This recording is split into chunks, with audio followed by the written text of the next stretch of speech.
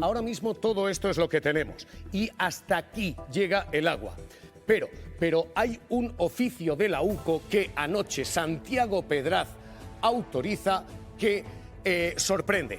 Después de que hoy el propio Santos Cerdán se haya defendido y haya comunicado que cree en su inocencia. Dice: no existe por mi parte relación orgánica ni de seguridad de ningún grupo. No pertenezco a ninguna trama supuestamente objeto de investigación. No hay ningún mensaje por mi persona que permita sustentar esto.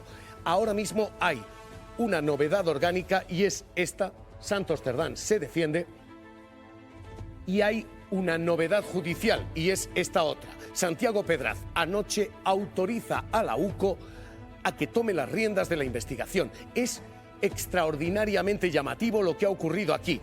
Un oficio de la Guardia Civil que convierte a la Guardia Civil en piloto de la investigación, no al juez, sino a la Guardia Civil. Este es el oficio que libra anoche la UCO y en el que dice que quiere investigar lo que van a ver todas las cuentas del Partido Socialista. Es extraordinaria la cantidad de cuestiones que pide, algunas normales, otras no tanto. Transmisión de valores, operaciones de seguros, bienes en el extranjero, el modelo 750 que se presenta ante Hacienda en caso de irregularidad fiscal. Hasta aquí hay ciertas cosas que cuadran. Y planes de pensiones de los dirigentes y fondos de pensiones y sistemas de ahorro de sus directivos y pagos del Tesoro y aclaraciones fiscales. La UCO parece haber echado una red sobre todo el sistema financiero del Partido Socialista con una cuestión que llama extraordinariamente la atención. Esto, la finalidad de que se informe y se facilite directamente a la unidad de la policía cuanta información, movimiento y saldo obre en las bases relativas. Los bancos informan directamente a la UCO. Y atención a esto. Y a partir de aquí, sin que el juzgado tenga que visar nada más, porque lo que dice literalmente es esto, que a partir de aquí la Guardia Civil actúa en esta investigación solicitando y recibiendo cuantas aclaraciones, ampliaciones o documentaciones quiera, y no es necesario que el juez autorice nada más. Hoy esta cuestión está planteando dos dudas. La primera, si estamos ante una investigación prospectiva, todo lo que pueda caer en estas redes. Y la segunda, si la investigación ya no es judicial, sino si es policial. Si Santiago Pedraz ha autorizado a que sea la UCO la que guía todo esto. Catedrático Joaquín Urías, ¿qué tal? ¿Cómo está? Muy buenas tardes. Hola, buenas tardes, ¿qué tal? ¿Cómo lee este oficio? Bueno, este oficio abre muchas interrogantes, sobre todo por la experiencia que tenemos últimamente en España. A ver, eventualmente es cierto que en algunas investigaciones muy complicadas el juez de instrucción puede encargar a la policía que realice las gestiones que crea necesario y que a posteriori lo informe. Sin embargo, hay dos problemas. Un problema es que dice el Tribunal Constitucional que en este tipo de investigaciones que pueden afectar a la intimidad de una persona o de un partido político, el control judicial tiene que ser mayor, quiere decir que el juez tiene que ir viendo todo lo que se consigue y tiene que tener cuidado de que nada más que se conserve aquello que sea útil para la investigación. Eso es el primer problema. El segundo problema es fáctico, y es que en España estamos viendo que en determinadas ocasiones, y esto está en el origen de la actuación esta ilegítima de la tal Leire Díez, en ocasiones, pues la Policía Judicial, la Guardia Civil, la UCO, la UDEF, están filtrando información que no deberían filtrar. Entonces, en estos momentos en España es complicado para cualquiera aceptar pues que la policía va a tener acceso, la Guardia Civil, a todas tus cuentas, va a ver todos los datos, incluidos muchos datos íntimos, y ahí se abre el miedo de si esa información se va a filtrar o no. En teoría no debería filtrarse, nadie debería conocerla, pero quiere decir que unos agentes de policía van a ver cuánto cobra y de qué manera todas las personas vinculadas al PSOE, en qué ha gastado el dinero el PSOE, y bueno, si después aparecen en los medios de comunicación nos podemos encontrar como ayer, que decía un juez, bueno, que no hay que investigar a ningún agente de policía porque eso sería intimidarlo. Entonces es delicado en cuanto a la privacidad y hasta qué punto pues esta investigación puede salir fuera de ahí y se puede utilizar como un arma política. Catedrático, hay una clave que se dice aquí y un argumento que se juega aquí, y es el de la celeridad. Llama la atención la celeridad en esta causa, porque la UCO ha sido extraordinariamente cauta en otros asuntos. Todavía no ha elaborado, por ejemplo, la patrimonial de Santos Cerdán, que se encargó en julio. Todavía no tenemos el informe de patrimonio de González Amador, que ni siquiera está autorizado. Hay una velocidad aquí de crucero. Claro, a ver, esta mañana el presidente de gobierno no ha querido decir que hay una conspiración judicial, no ha querido refugiarse en que, bueno, esto es una trama urdida contra él y que se está defendiendo de un ataque de los jueces. No puede hacerlo porque efectivamente en estos casos parece que hay indicios de corrupción. Pero sí es verdad que la gestión de los tiempos, bueno, ahí se deduce en la manera en que se están gestionando los tiempos una cierta desigualdad en cuanto a cómo se llevan unos asuntos y cómo se llevan otros, tanto por parte de los juzgados como por parte de la policía judicial.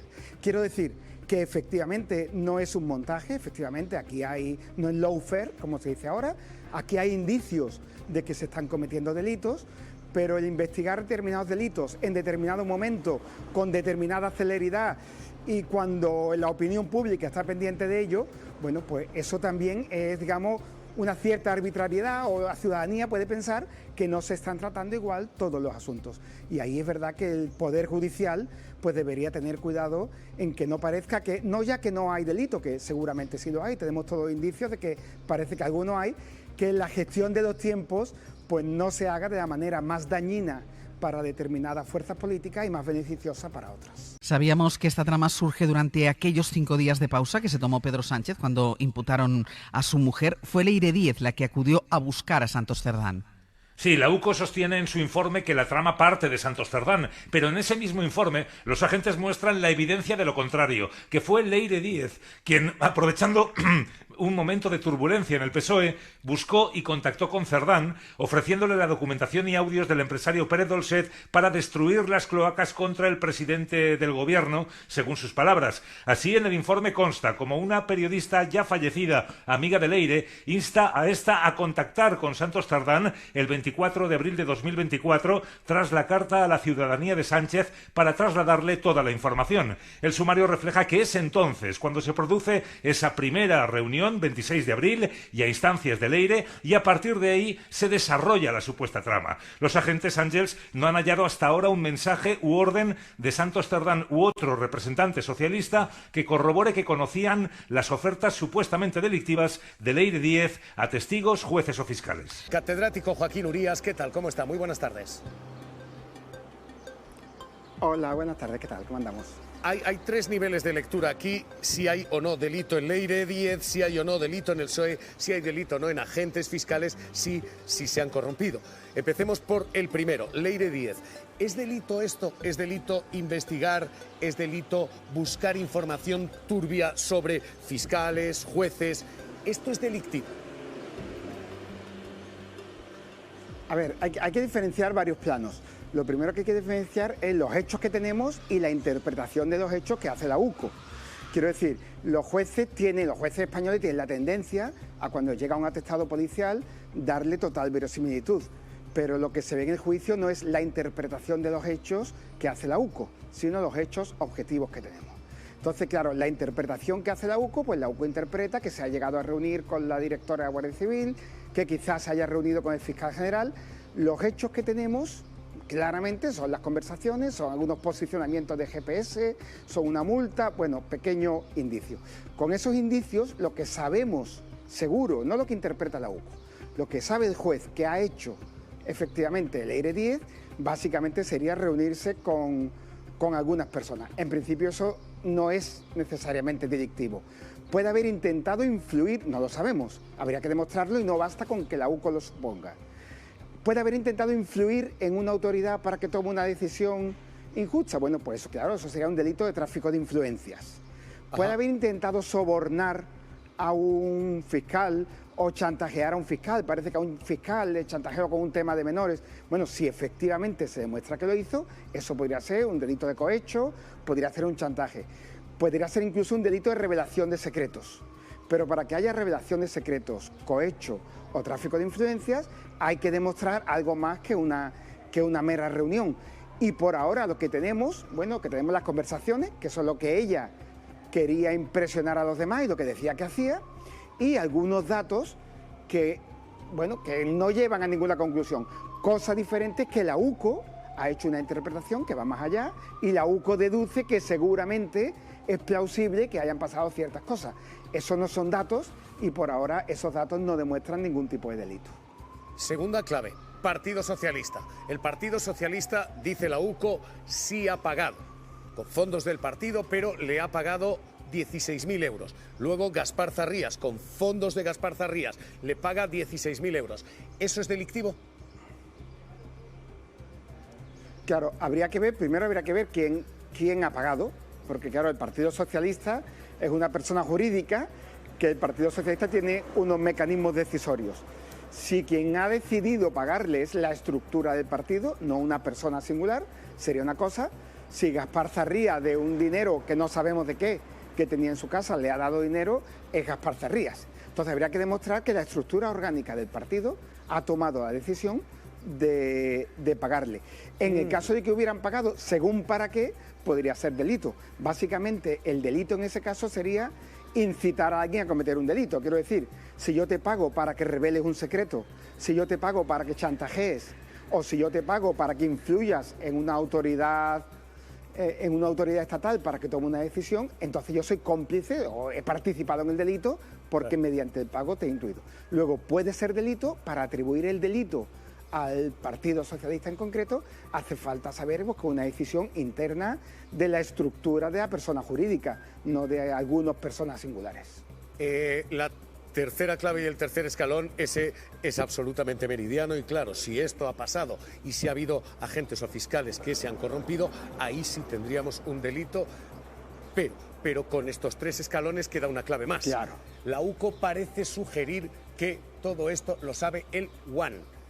Es muy curioso porque aquí no hay ni una sola conversación de Pedro Sánchez, ni un solo mensaje de Pedro Sánchez. Es más, tampoco lo sé de Santos Cerdán, pero la UCO dice, lo sabe el One, e interpreta que el One es Pedro Sánchez.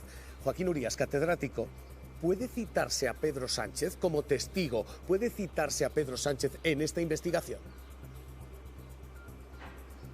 A ver, como poder se puede. En este país estamos viendo que los jueces, cuando se trata de afectar al gobierno concreto, al gobierno actual, pues no dudan en hacer cosas. Jurídicamente yo creo que no hay base. A ver, es el instructor el que tiene que decidir a quién cita y a quién no, y es libre totalmente para citar a quien quiera. Lo que sucede es que en este momento estamos discutiendo de la interpretación que unos policías hacen de unos hechos. Quiero decir, una cosa son los hechos. La interpretación que un grupo de policías hace de esos hechos, bueno, es una versión, pero eso no es, ni siquiera llega a ser un indicio. Un indicio es un dato. Entonces, claro, que un policía diga, yo creo que seguramente esto lo sabría Felipe González, pues como si yo digo yo en la barra de un bar a mi camarero de confianza y digo, pues yo creo que eso está implicado. Eso no es un dato judicial. Luego, para llamar a declarar, incluso a declarar a Pedro Sánchez, pues haría falta algún tipo de indicio de que él puede haber tenido conocimiento de algo de esto. Si no sería, bueno, pues sería un trámite innecesario porque acudirá Pedro Sánchez y dirá yo no sabía nada, y como tampoco tenemos ningún dato que demuestre que sabía algo, pues es una diligencia llamada al fracaso. Luego, las diligencias de investigación tienen que ser las que aporten algo sobre los datos, no sobre la interpretación más o menos caprichosa, más o menos fantasiosa que haga tanto la UCO de los datos como la propia Leire a la hora de presentarse. Aquí tenemos la interpretación que hace Leire, que parece que es un poco fantasiosa, la interpretación que hace la policía, que yo creo que va más allá de lo que los propios datos demuestran, y después tenemos los hechos en sí, que en este momento pues no me parece razonable llamar a declarar a Pedro Sánchez, ni me parece que haya ni el más mínimo indicio de que hubiera tenido conocimiento de nada. Catedrático, jurista Joaquín Urías, un placer de verdad escucharle. Gracias, cuídese, le mando un abrazo. Gracias a vosotros, otro abrazo de vuelta. Pata que falta, en mi opinión, por lo menos desde mi punto de vista analítico, ¿no? Claro, como ha dicho el profesor Urías, se trata ni siquiera de indicios, se trata de una interpretación que hace una unidad de la Policía Judicial. Faltaría que lo asuma el juez y que el juez inicie todo el procedimiento en el que consiste en la instrucción de un sumario. ¿Cuál es el problema? Y es la tercera parte que yo quería incluir en el análisis. Es que muchas de las afirmaciones que hace la Policía Judicial se convierten en titulares impactantes de los medios de comunicación. Que dan por hecho. Entonces se dan por hecho porque se constituyen, pero lo digo en periódicos pseudos y en periódicos veros, en los dos. Titulares de portada, extractos de lo que dice, termino inmediatamente, extractos de lo que dice el informe de la Policía Judicial, como en otros casos. Con lo cual, a priori, no solamente se está perturbando la propia instrucción del caso, sino que se está destruyendo, incluso con carácter previo, la presunción de inocencia. Javi. Y esto deberíamos de planteárnoslo todo, incluidos, por supuesto, los que nos dedicamos a la comunicación. Sobre todo.